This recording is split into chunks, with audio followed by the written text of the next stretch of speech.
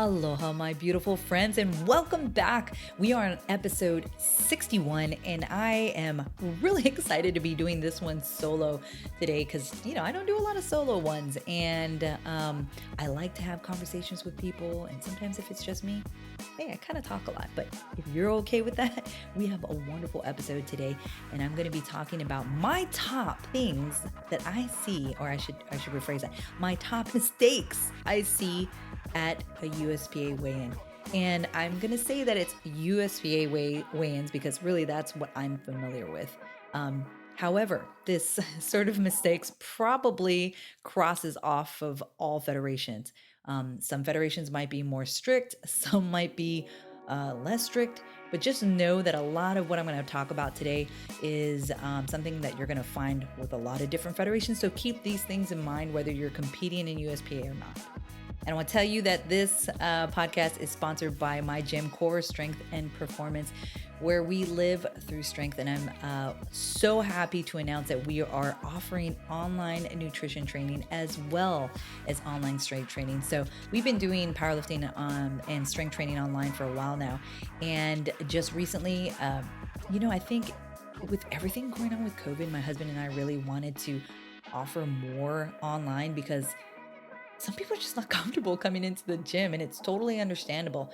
And so we've been really focusing and honing in a lot of what we do for nutrition and online. So if you're interested in nutrition or our powerlifting or strength online training, visit core256.com. We actually have a 10-day free trial period, as well as your first month free when you sign up. Okay, so we can talk all about that. If that's something you're interested in, visit core256.com and you can read more about it. And if you haven't already, go visit iTunes, go visit Facebook, go find something where you can leave me a review because I want to hear what y'all think about the show, and I want to add more to the show and would love to hear your feedback, even if it's through Instagram. So if you're on Instagram or Facebook and you message me, and I've had a lot of people do recently, and I'm so excited. I really get, it's never like a moment where I'm like, I'm always like, oh my gosh, people are like listening to me. It's wonderful, and they love what my guests have to say. And that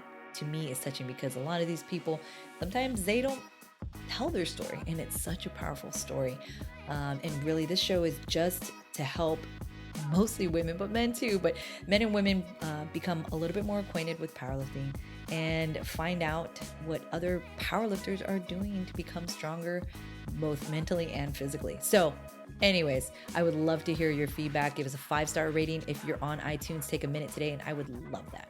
Now let's get into the top mistakes I see done at a USPA weigh-in, starting with number 1, and that's not showing up with your gear at weigh-ins. So we have to think about what is the purpose of weigh-ins? If this is your first time listening, then I'm gonna tell you how it is. And if this is maybe your second or third time, I'm gonna give you something to think about when you're coming to weigh-ins. Weigh-ins are for 3 things for the most part. Okay. 1 is to check your weight. How much do you weigh so that we can put you in the right class, right? The right weight class, because that's what powerlifting is, a class sport, a weight class sport. 2 is to check you in. So if you don't show up on weigh-ins, you ain't competing the next day unless your meet director, the person who is putting on the meet, is like, you know what, it's cool, we can put you in. More than likely, you don't check in that day before at weigh-ins, you ain't competing. So the second very important part of weigh-ins is actually checking in for your meet. And number 3 is to check your gear. Now, gear has a lot of different terms that we use in powerlifting, but when we're talking about weigh-ins, gear, it really is all the equipment that you're going to be using on the platform. And by equipment, I mean shirt, singlet, knee sleeves, shoes, wrist wraps, all the things that you use when you actually compete in powerlifting. And when you're actually, just even training, maybe this is your first time, you haven't competed before. Everything that you're going to use on the platform, you have to show up with, because we need to check that it is on our approved list and it meets the specs. So that leads me into number 2, which is not checking if your equipment is on the approved list. Now, I probably see this happen the most out of any time, is that people might know that there is an approved list, but they haven't checked the current approved lists. And every year there's a new list and there is revamps to that every year. And if you show up to a meet, they're going to have the newest approved list. The list will also be online at USPA.net. So if you're going to compete, I would highly recommend that you check the website and look for the approved list that is going to be current there. And the nice thing is this year, 2021, they actually have it as a link. So when you go there, they're just going to keep rechanging that link as new companies are on the approved list. So if you just kind of bookmark it, go back to it, refresh it kind of thing, you'll be able to see the newest companies that have their items that are on the approved list. So the things that are not needed to be on the list. So the things that don't need to be a certain brand or don't need to be any kind of certain company are your shirt that you're going to be using under your singlet itself, the socks that you have, whether they're the deadlift socks or if you choose to wear deadlift and regular socks, your shoes, and any headgear. So if you like to wear a headband, none of those things need to be on the approved list. However, they need to make specs. So what does that mean? When you go to USPA.net, you'll find that there's a rule book there. If you scroll through the table of contents there, we're going to talk about what items need to make specs. So, for example, socks, deadlift socks. You have to have deadlift socks when you're deadlifting.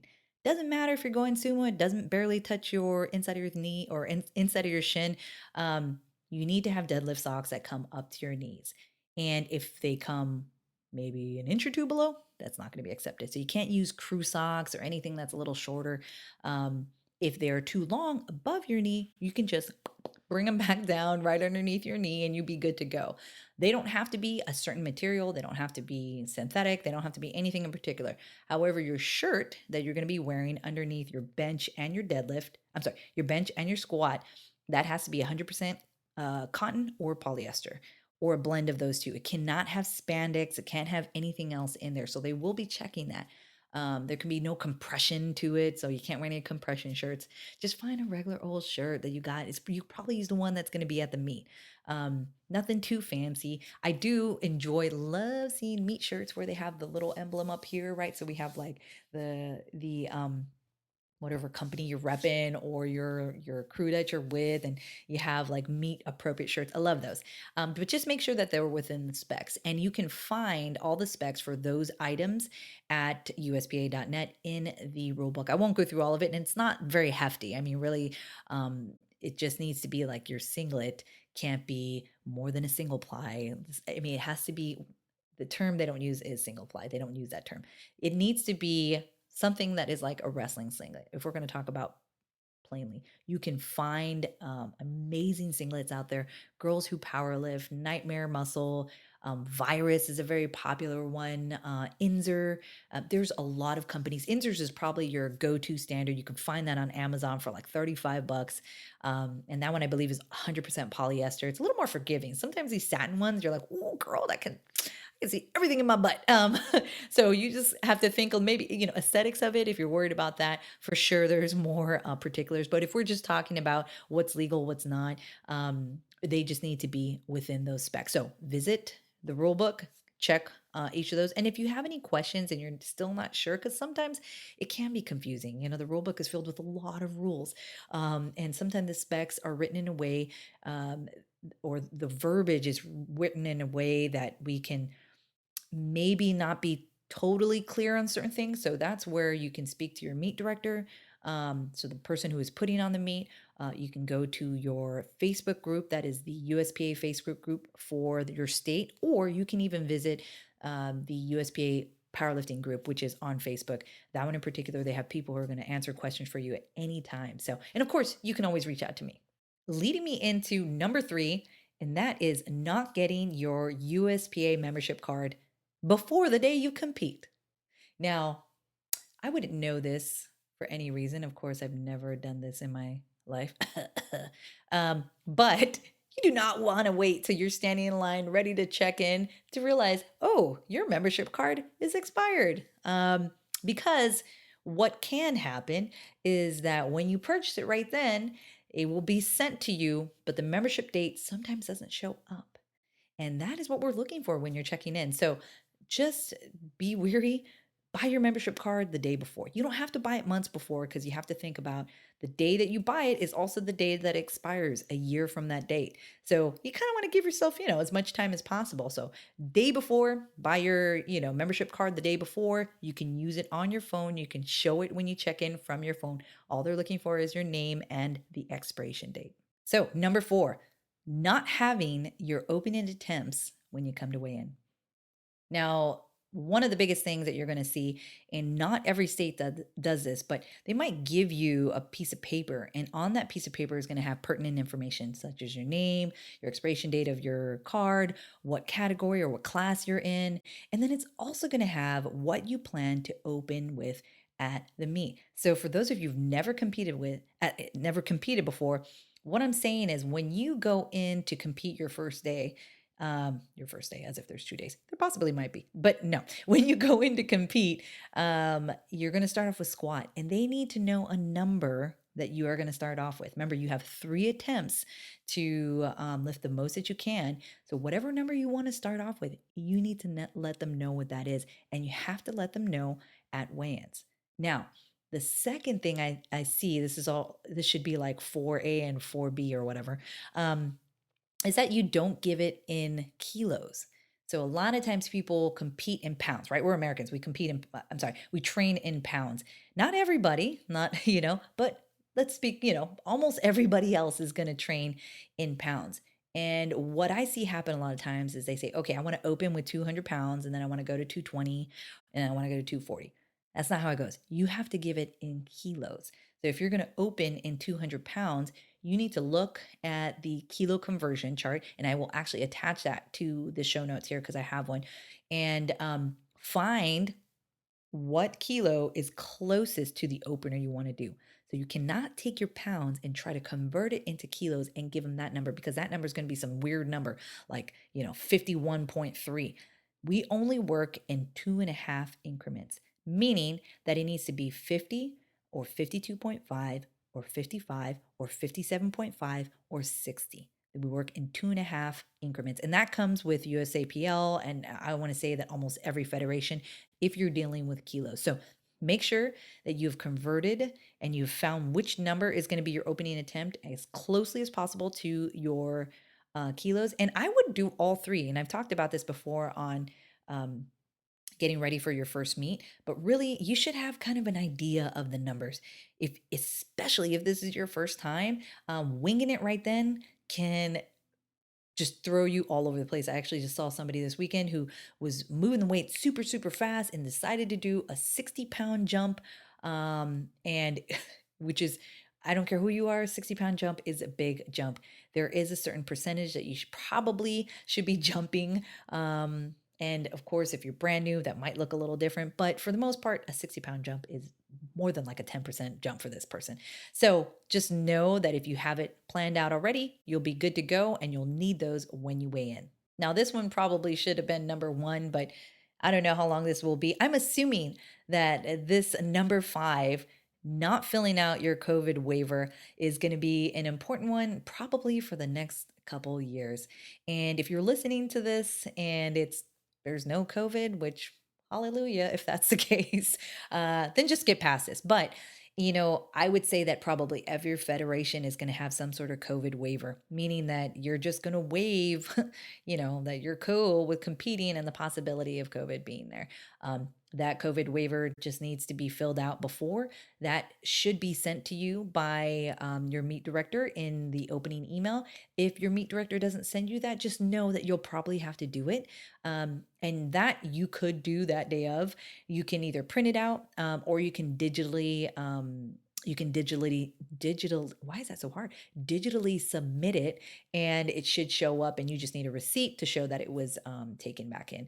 And just so the meet director has that, but you will need that. Number 6, is that 6? I don't even know if this is number 6. Anyways, the next one on the mistakes I see done at weigh-ins is not wearing your shoes that you're going to compete with when you check your rack heights.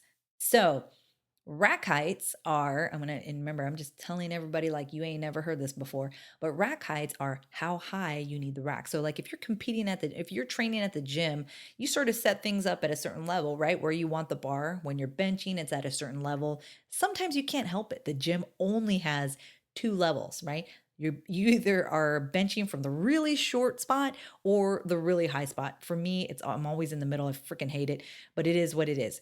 When you compete at a meet, they're going to allow you to choose where you want that. So that's totally awesome because you probably don't always have that luxury, especially at a Globo gym.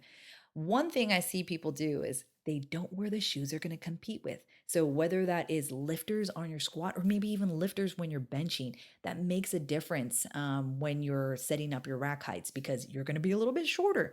Also, and this is just a side note, but you just got to remember that you're going to have weight on that. So that is going to actually weigh it down a little bit. So I would err on the side that it's going to be pushed down into your body a little bit. For me, a good rule of thumb of where I place the bar is usually at collar height, even a little bit lower, because I'd rather I get under it a tiny bit more and just stand up with it versus me having to use my little feet and do like a little calf extension to get off or shrug it off. Totally not good for your lift.